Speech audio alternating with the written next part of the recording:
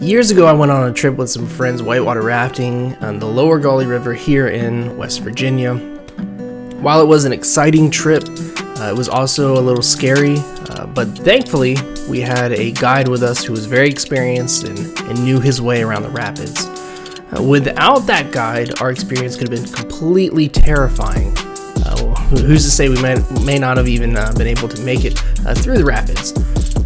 Now, imagine being in a kayak in this big river, heavy, intense rapids hitting you, and you're fighting your way through it. Now that sounds absolutely terrifying, especially to an untrained individual. But for my guest today, that is what he lives for. Nick Troutman joins me to talk about his career as a professional kayaker, talk about being a parent, and what he and his family have been doing to stay sane during this crazy time that we are living in. Nick is a fantastic individual. He's an entrepreneur, and he also has a fantastic podcast called The Art of Awesome. Now, before we start this discussion, I would love for you all, if you haven't already, subscribed to Parent Quest here on YouTube, and tell your friends about it as well. You can also go to anchor.fm/parentquest, and you can leave me a voice message there. You can promote your projects there. You can ask a question that we played on the podcast. Or if you just want to say hi, say hi. I would love to hear from you all. So, without further ado, here is Nick Troutman. So, how have things been? How have things been where you're at right now with COVID and everything going on? Yeah, I mean, ironically for me, life's been pretty good. First of all, I can't complain too much because our family's healthy and happy, and I prioritize that pretty high up on the list. So I can't complain about anything else. But we're also pretty lucky in the sense that we've got a fair amount of property here. We live right beside my in-laws, like what I was telling you earlier before we were online. And so we've got, well, my in-laws really have like 20 acres. We've got kind of like a corner lot on that. And so there's a lot of property for the kids to run outside. We got like a tree fort and trampoline in the backyard. And so the whole like lockdown and everything hasn't really, shut us out too much or locked us inside too much. But the biggest change for me is that I'm a professional athlete, and I'm usually on the road traveling around with my family in a truck in our RV for 6 to 10 months out of the year. And with all the events being canceled and everything like that, and lockdowns or whatever, we, went home for the year. So that's the biggest difference for me, is that I've just been spending my whole year here at home, which turns out I've never actually spent the summer at my house before, and it's pretty nice here. So yeah, not too much to complain about, but mainly just focused on the fact that everybody's healthy and happy, and we're just gonna transition, I guess. Things are different, but it's different doesn't always mean bad. You know what I mean? It just means different. So yeah. So, I mean, you're a professional kayaker, entrepreneur, family man. You mentioning taking an RV and going out to different events and stuff. Obviously, those events aren't happening now with the virus, but are you able to still do that and capture scenes and stuff for your YouTube channel and I don't know, kind of still take those trips? Because your sport itself, it's out, you're in the outdoors. You're generally away from people, other than your little clique there. Are you still able to take some trips? Well, ironically, so we actually went out on tour, like I call it going out on tour or whatever, but we packed up the RV, we started heading west, and then we got to probably Arizona, I think. And COVID kind of happened. Everything was locking down. So we drove back, like turned around, drove back home. And like, as soon as we got home, I think 2 days after being home, a tornado hit and dropped this massive, like 100-foot tree onto our trailer and just destroyed it. Yeah, it kind of sucked. Luckily, nobody was in it. We were all in the house and stuff like that, but it still totaled the trailer. And so we haven't had an RV essentially all year. Oh, hopefully, fingers crossed, our new trailer should be ready like within the next couple weeks. And then we'll be able to, be back on the road and traveling around. So the lack of RV has definitely that, and COVID. I mean, we just haven't really been on the road. Now, in saying that, we did, we went to North Carolina to the beach once this summer, just kind of like to kind of get out and go do stuff. But we also are really lucky that we live like a couple miles from our local state park, the Rock Island State Park here in Tennessee. And so we were able to like get out and go hiking and go paddling and, you know, just do fun stuff as a family on a fairly regular basis. And again, we've got like this summer, essentially what I ended up doing was I built like a fire pit and, you know, some gardens, greenhouse, like all that kind of stuff in the backyard. Cause I, you know, had all this extra time on my hands that usually I'm out competing and paddling and whatever. So we kind of made some cool, like, I don't know, at home improvements to take the adventure kind of like more to the backyard than like traveling around. But essentially, as far as the travel goes, we haven't really done a whole lot this year, but again, it's been okay because, you know, we've just transitioned from, you know, doing those adventures all over the country to doing them a lot more either close to home or just, you know, in the backyard. Like we set up tents and just camped out in the backyard several times this year with the kids. And yeah, we've been having fun. Yeah. I feel like if you were to go back to 2019 and you would tell the majority of the world, hey, your activities in 2020 is going to be hiking, being outdoors, and not being at the mall so much, or going to the local, I don't know, play place or something. Because that was, for us, that was the thing. Our daughter loved playing at the play place at the mall and go to the park at the slides and everything. But when it's littered with so many people, you're increasing your risk. So going from there to, all right, we're going to go on a 3-mile hike and we're going to go enjoy nature and do stuff that we wouldn't normally do. I mean, I don't think half the world would believe you, obviously, with everything that's been happening. Yeah, I totally agree with that. Ironically, most people have been, you know, trending away from the outdoors, and people as a society anyway, at least here in America, seem to be going more like indoors and online or video games or like whatever, all that kind of stuff combined. And this year, I think just with the combination of, you know, people being locked down and all this kind of stuff, people realized, oh my gosh, we've got this great outdoors that we haven't been utilizing. Like, that's it. We're going to go for a hike. We're going to spend some time outside. And it was cool to see in a lot of ways that a lot of families kind of were able to go outside and just, just be grateful for what they have, maybe just around the block or their nearest park or whatever, because there are a lot of amazing places here in the United States in particular, but, you know, around the world. And, you know, sometimes we don't always realize what we've got. Yeah. Well, I mean, even here, we lived in this house for about 6 years now, and it's a dead end road. And at the top of the road, it just goes into the woods. A huge ravine down there. I've never been up there, but it took until May for me to say, hey, let's go walk up the hill, see what's up there. And it's gorgeous. You walk in the woods and there's nothing up there except for just nature and trees. And obviously it's where the family of deer live. That is always in our yard at night. So it's I'm a little ashamed to say it took me that long just to go check out what, you know, go on a little hike here locally. Yeah. I would imagine that you're not the only one who has a similar story. I mean, we've explored a fair amount around here, but even still, we were still trying out different things, doing different things, going like I took, you know, there's probably like a 4-mile loop that's on a dirt road that I would, you know, throw my kids on my bike and we'd go bike around then. And so I think everybody was kind of in the same, you know, same program of like, what can we do that's close to home, but that's kind of getting us outside and going to do something other than just being, you know, stuck inside. Right. So going into your profession, you are a professional kayak. Do your kids show any interest in what you do for a living? Do you take them kayaking with you?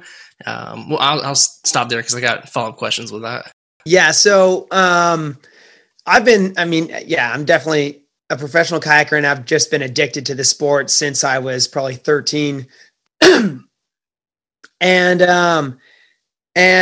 for me to bring I would just love to get my kids to enjoy kayaking and the outdoors as much as I do. And so I've been taking them out with me since they were before one. I think the day before their first birthday for both of them, I would put them on my lap and I would definitely go kayaking to make sure that I could say like, oh, I took my kids kayaking before they turned one. But we've gone out a fair amount. But I'm still pretty picky about, having good conditions. I want it to be pretty warm out or nice or warm water so that I'm not trying to scare them away from the sport of kayaking. I want all the experiences outside to be fun experiences so that the next time they're more likely to be like, hey, Dad, I want to go kayaking with you. But this year we were able to take both of my kids out several times.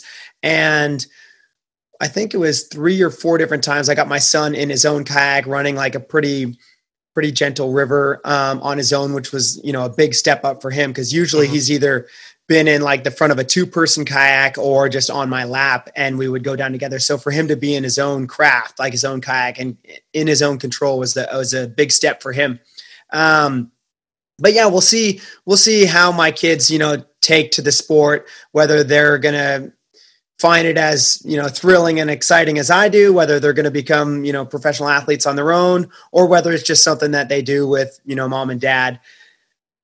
Time will tell, I guess. But either way, I'm just having fun with them. And I just really want to get them to enjoy the outdoors, whether it's kayaking, mountain biking, hiking, camping, just anything. I love the outdoors so much that any of that, climbing, whatever they want to do, I'm going to try to introduce them to all the different aspects. So hopefully something will click, whether it's kayaking or not. So I guess it's easy to say that you are an adrenaline junkie. Yes and no. Like, I guess most people would say yes. I definitely love, running waterfalls and there is that thrill, and excitement of kind of the unknown for sure. But at the same point, I can go run something really easy. And it doesn't have to be massive waterfalls. I can go run something super easy with my kids and have just as much fun now because I'm sharing this, like this joy and love for the outdoors with them. When I'm just kind of on my own, then I'm usually doing something that's a little more challenging or a little harder because that's kind of where I'm getting the enjoyment out of it. But I can transfer that same thing to something super gentle and easy by sharing it with my kids or my family. Do your kids have that, let's say, go-getter attitude, kind of like if you see them kayaking and do they want the rush of the sport, or do they enjoy more of the just kind of relaxation of going down the river? And obviously they're still at a young age, so I'm sure introducing them to rapids might not be the thing to do right now. Well, ironically, I've definitely introduced them to rapids at a much younger age. But I guess to answer your question, yes and no. So I've got a 7-year-old son and I've got a 4-year-old daughter. And ironically, my son looks just like my wife and has a lot more of her mannerisms or outlook on life, or just like is way more like my wife. And then my daughter looks identical to me and has a lot more of my attitude. And we're just, anyway, it's funny how both of our kids are just like us, but of the opposite sex. And, and so my son is a lot more like calm and collective and calculated. And my daughter is a lot more risky and just like, probably a thrill seeker. Like we've got an open staircase up to our bedroom, and she'll like go on the opposite side of the staircase and like try to climb the railings. And I'm just like, oh my gosh. And I'm scared because I know how that was like me as a kid. And I know how that's going to like how I lived my life and how I just always needed more and more adventure and more excitement. And I'm just like, oh, I'm going to be in for it with my daughter for sure. We'll see if my son is also going to turn into like more excitement and thrill as he gets older, or if he's just going to stay kind of more calculated and collective like my wife. But the other thing that we've talked about and tried to figure out is, and I don't know if there is a way to figure it out, but how my wife is a firstborn child. And so is my son, and how much of that has to do with it, where I'm also a secondborn and my daughter's a secondborn. And so how much of the like second child, like, oh, the parents are going to be a little bit more loose with them and all that stuff, versus like a first child, you're like, I don't know, more cautious. And so how much of that environment molded kind of their outlook on life versus how much of it was just, genetics? Right. Yeah. Going to the first and second child. So I was the baby of our family out of three. And by the time I came, my parents were kind of, less lenient as to what I did and what time I came home and who I hung out with. Whereas my wife, she's the first child of her family. And her parents were more strict about, her growing up and the things that she was doing. And obviously, I think it might be easier as a boy to get away with stuff as it is, as opposed to a girl. Yeah, I think too, just like I just remember when I was I was a parent and only had one child, I was pretty cautious because you don't know, you've never dealt with it before. You've got no idea. The whole thing is very like, oh gosh, I've got this little child and I'm responsible now for another life. Like, oh my gosh. And so for me anyway, I was much more cautious. And then, our kids are 3 years separated. So by the time my second child came around, my daughter, I was like, oh man, I've got this kind of figured out. Like I could be way more loose and they're pretty rough and tumble. Like she'll be okay type thing. And so, yeah, I don't know if it's like just me and our parenting style, but I definitely was more calculated and risk averse, I guess, with my firstborn versus my second. Yeah. Well, in your firstborn, it's almost cake because you can switch between the both of you. But when you got two kids, man, it's a whole different ball game as far as raising them. And I don't know. So someone had mentioned to me, you're not a real parent until you have two kids, which might not be the nicest thing to say to people that have only one kid, but there's so much more responsibility in raising two kids, especially if they are a few years apart from each other, because you deal with different things that you haven't dealt with when you have just one kid. Yeah. And I had a similar thing. My parents actually told me when my son was first born, they're like, oh, you're not a real parent until they can, walk. And then I'm like, oh, okay. And then he starts to walk and they're like, well, it doesn't really count until they're running away from you. And then, they're running away. And then it's like, oh, well, you're not a real parent until you have like two kids. And now I'm a sibling of three children. So my parents had three, but we're definitely, two is enough for us. I've got two hands. I've got one for each kid.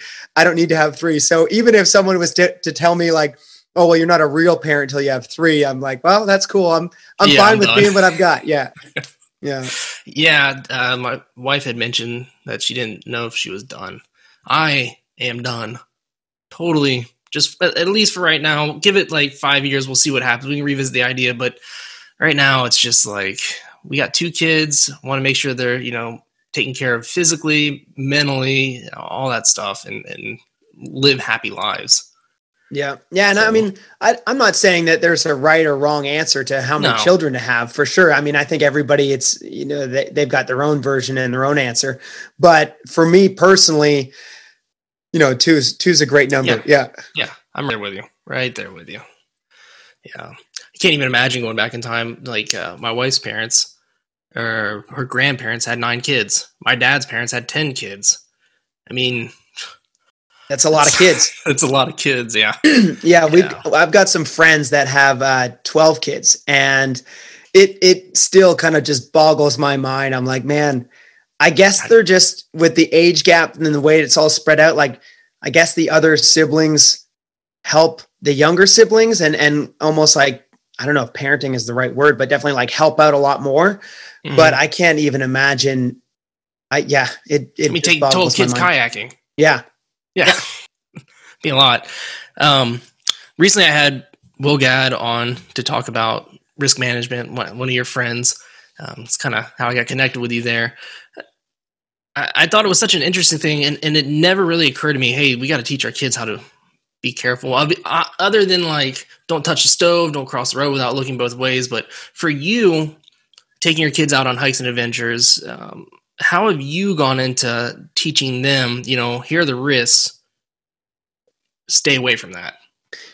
Yeah. It's always tricky. Cause I'm like, you know, maybe most parents, or maybe it's just me, I want my kids to be safe, right? I don't want them to get injured.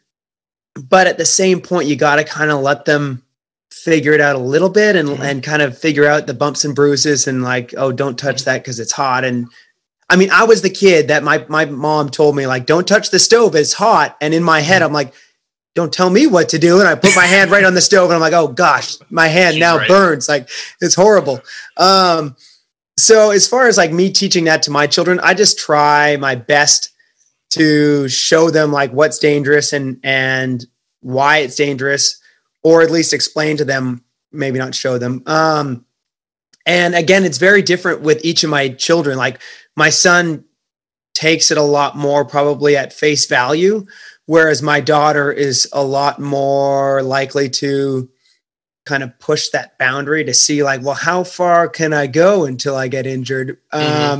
Whereas if I, told my son like, hey, don't do this because you might hurt yourself, or like, careful because this could happen, he's way more likely to maybe believe me. But my daughter's still pretty young. So, I mean, I don't know if that'll change as she grows up as well. We've been pretty fortunate too, where we haven't had a whole lot of big injuries. Although my son right now, he actually just broke his leg on a trampoline accident. Bummer. Man. First time in a cast and stuff like that. So he's like hobbling around and whatever, but it's all good. And he's actually in like great moods and everything about it. But I'm trying to now, like, when it first happened, he's like, oh, that's it, I'm never going to the trampoline ever again. And I'm like, whoa. We just have to be careful on the trampoline. Like, the trampoline, isn't this evil thing, even though, you're sad right now because your leg's broken and you're in a cast. We just have to be careful about it. So it's kind of just like trying to explain how things can go wrong and accidents happen and all that kind of stuff, and what the risks are, how to assess them, and how to, I guess, just manage risk, and just try to, do your best to not be in a dangerous or risky scenario, but still go and have fun and explore and be adventurous. Yeah. I just recently watched your video on YouTube, Living the Dream. Yeah. It's a short 2-3 minute video. And it's deep. For as short as it is, it's deep, but because you kind of go into your career, but then you take it back to the whole family aspect of, you still want to be their father. You don't want to obviously get caught up in a bad accident that could take you away from your family. But that kind of brought the whole prospect of teaching your kids risk management and reassessing your life. Once you have kids, you kind of reassess your whole life as to what you're doing in life. It's all dedicated towards them and towards your wife at that point. Yeah, for sure. When I've been running Class 5, which is essentially the highest grade of whitewater. If you're unfamiliar with how whitewater is graded, but anyway, I've been running Class 5 for a while. I don't know, 15 years, 10 years, something like that. And when I had kids, people would regularly say like, oh, you're going to stop running Class 5 whitewater. You're going to stop running waterfalls, like all this stuff. And in my head, I'm thinking like, no, I'm still going to go out and do what I want to do and live the adventure that I want to live. But for me, it changed in the sense that I didn't want to take on unnecessary risk. I think it would be extremely selfish for me to go out and risk my life and then my kids not have a dad to, grow up with, or my wife to have, her husband to raise the children with and all that kind of stuff. So that would be like a really selfish thing for me to do. Mm-hmm. But at the same point, I still have to live my life because it's my life and I want to do what I want to do. And so now I'm very calculated in what I do. Like, do I want to run this? Am I feeling, in the mood to run this? Am I physically and mentally prepared for this? What are the possible outcomes? What's the likelihood of things to go wrong? All these different things. Like, I'm running through all of this analysis in my brain before I ever take on major risk. I still do a lot of things that people would consider risky, but I'm not taking on unnecessary risk, in the sense that when I'm doing something that's risky, I better feel super confident on the outcome before I'm going to step into that arena. I think that's probably a lot of things that people don't think about when they go and see your highlight reels on YouTube and stuff. Like, this guy is just going, crazy. The stuff that you do is totally gnarly. It's just, I don't know. I don't know how you do it. Obviously, a lot of practice, a lot of training. But I don't think that they look at the scientific aspect of it, how you calculate, hey, there's a chance that I might not make this, or there's a chance, I'm feeling confident about doing this. You've got the eye for the entire scenario there. You've got the trained eye for it that I don't think people take into account when they see your stuff. Because I see you doing flips and stuff. I'm thinking, oh my goodness, dude, how are you even doing that? How are you pulling that stuff off? But obviously you've got that trained eye for it, which is, I don't know, something that you built over time. Yeah, a lot of people, I get it all the time that they're like, oh, you must not have fear, or you're crazy, or all this kind of stuff that, a lot of people would say anytime they watch any videos or social media or anything like that. And exactly what you're saying, they're missing the decades of experience and mistakes made and lessons learned, and which enables me to assess risk and, make calculated decisions that I do at this point in my life. I'm not saying I was always this safe. Like, I definitely had points when I was, 18 to 20 where I made foolish decisions, and I consider myself extremely lucky in the sense that I was able to walk away from a couple incidences where I got lucky. You know what I mean? But through that, lessons were learned. I'm like, okay, well, don't make stupid decisions anymore. And let's run the analysis before I just jump into running different waterfalls or whatever it is, hard rapids, any of that kind of stuff. Yeah.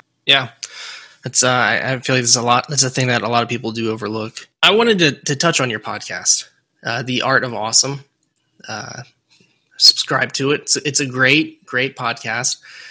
Is this something that you started at the beginning of COVID? Because I noticed you have quite a few episodes out, but as far as I went back, I think we started back in August. Yeah, something like that. I mean, in all honesty, I'd have to go back and even see when I started. It was something that I started mid COVID. You're correct, and I think it was about August, so maybe 3 months ago or something like that. But we've been doing 2 episodes a week, so I think we're already up to episode. I think today launched episode 36. But yeah, the whole idea behind the podcast, The Art of Awesome, was just a way to help give back, to share knowledge that I have acquired over years. And then also just to interview top individuals in their own aspects, in their own fields, and to learn from them and share their knowledge as well with listeners and people that want to essentially excel. The whole concept behind The Art of Awesome is, the search for the secret sauce to success in whatever that is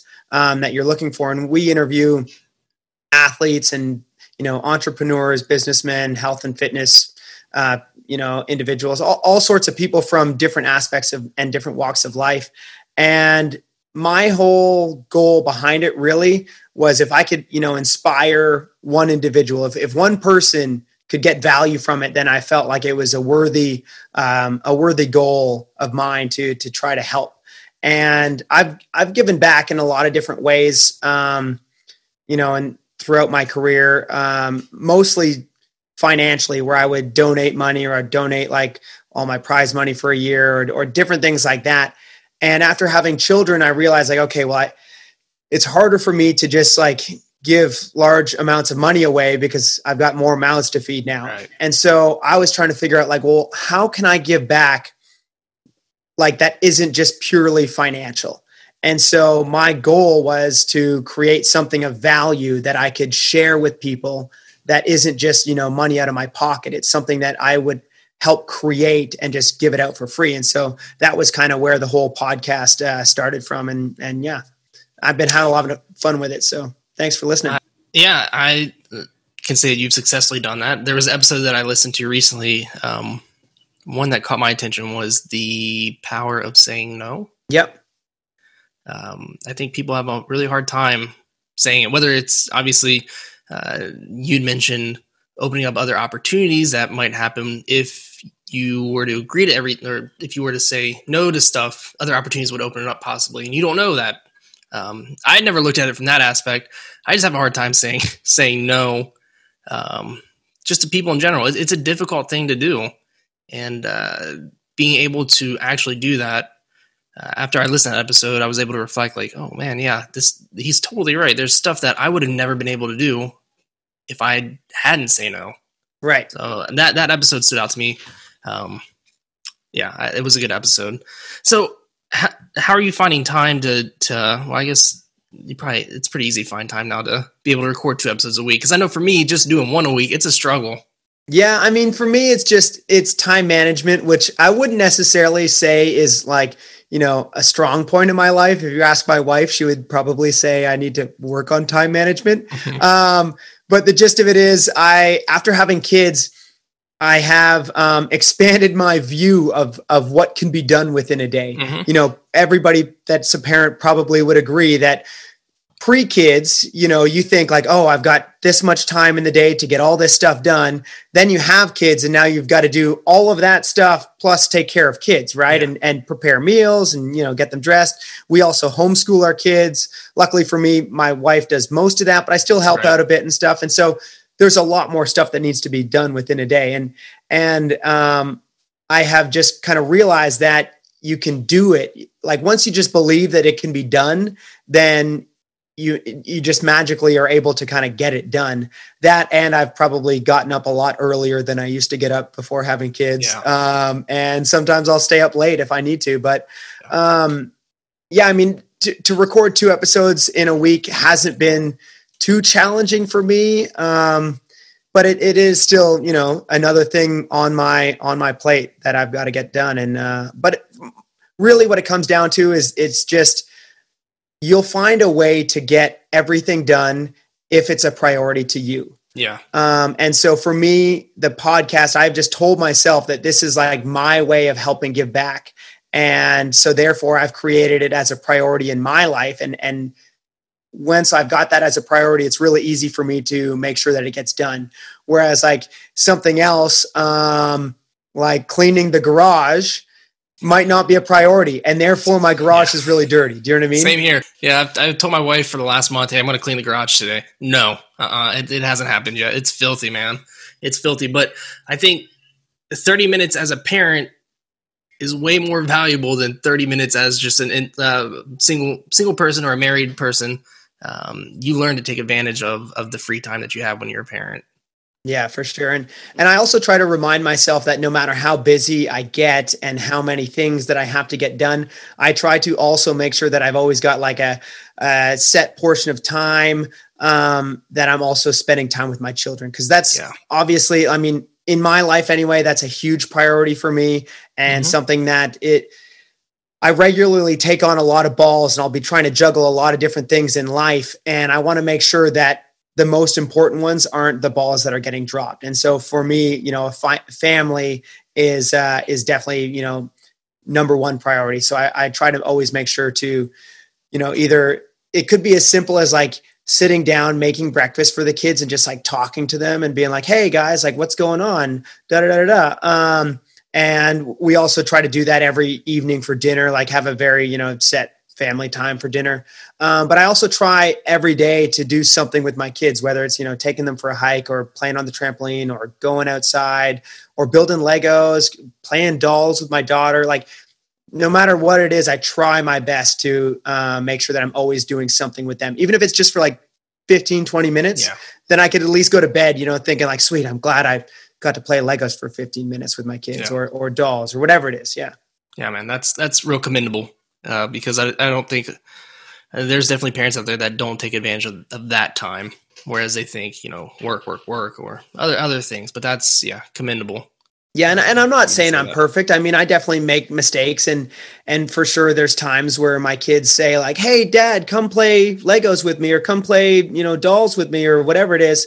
And I'm like, oh, dad's really got to get his work done. Let me come in like an hour or something. Then I go when I'm done my work and they're off, doing something else. And I've kind of missed the opportunity. So I'm, nowhere near perfect. I've got lots of work myself to improve, but I do try to, make a note to make sure that every day I'm doing something with my kids that is kind of like what they want to do. Yeah.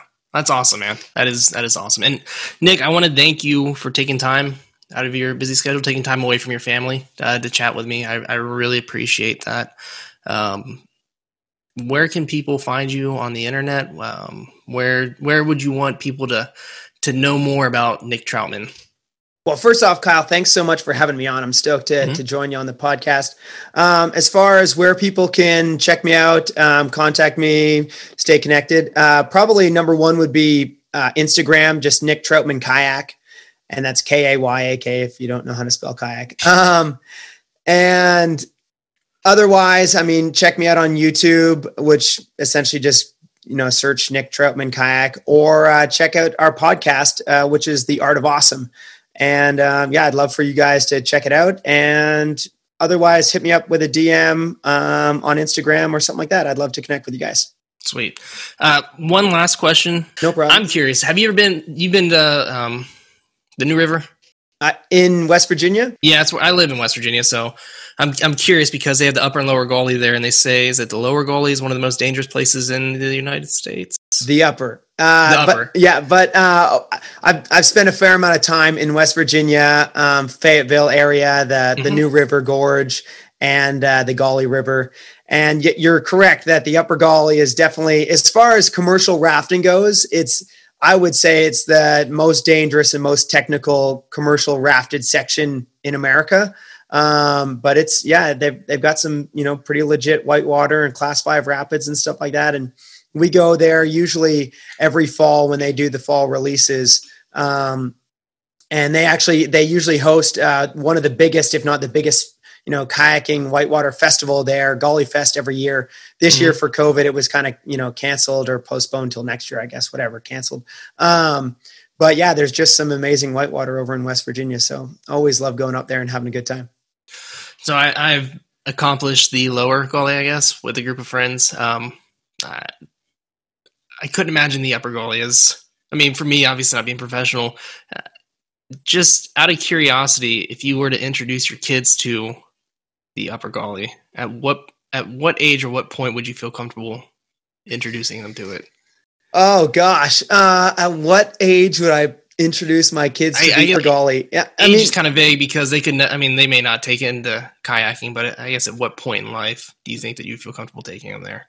Yeah, I'm glad you differentiated age with skill, because skill, I'm like, man, there's a big gap there. It has a lot more to do with skill than it does to do simply with age. As far as if they were to kayak on their own versus rafting, if you go in a raft, you can go into whitewater way above your skill level because you've got a guide. Usually, I guess if you've got a guide, that will kind of like take you rafting. If you're in your own kayak, you're kind of on your own. So your skill level has to be essentially the skill level of the guide. You need to be pretty proficient. It would probably be a while until I take my kids to the upper Gauley. We're still on the kind of class 1-2 grade, maybe. Yeah, we're not even at class 3 yet. I don't think we're stuck in like the class 2 grade, and the upper Gauley is class 5. So we've got a couple more stepping stones before we'll get the kids out on the upper Gauley. But I can't wait because it's an amazing river and I'd love to share it with them. Yeah, I'll be sure to keep an eye out for you for the day that I see like, I just took my kids out on a class 5. I'm excited to hear about that adventure. Awesome. What a radical guy. Nick, thank you so much for taking the time out of your busy schedule to come chat with me, and thanks to your family for giving me the opportunity to come on here and talk with me as well. It was such a pleasure being able to talk to you. You lovely viewers, please head on over to Instagram at Nick Troutman Kayak. Give him a follow, and also check out his YouTube channel as well, Nick Troutman. You will not be disappointed by the footage that you see there. Before we leave here, you viewers could do me a favor and go to Instagram at parent_quest, Facebook Parent Quest, or Twitter at ParentQuestPod. Give me a follow, tell your friends about it, and share this experience with everyone. I would absolutely love that. Again, thank you for watching, thank you for listening, and I can say with confidence that this week's quest has officially been completed.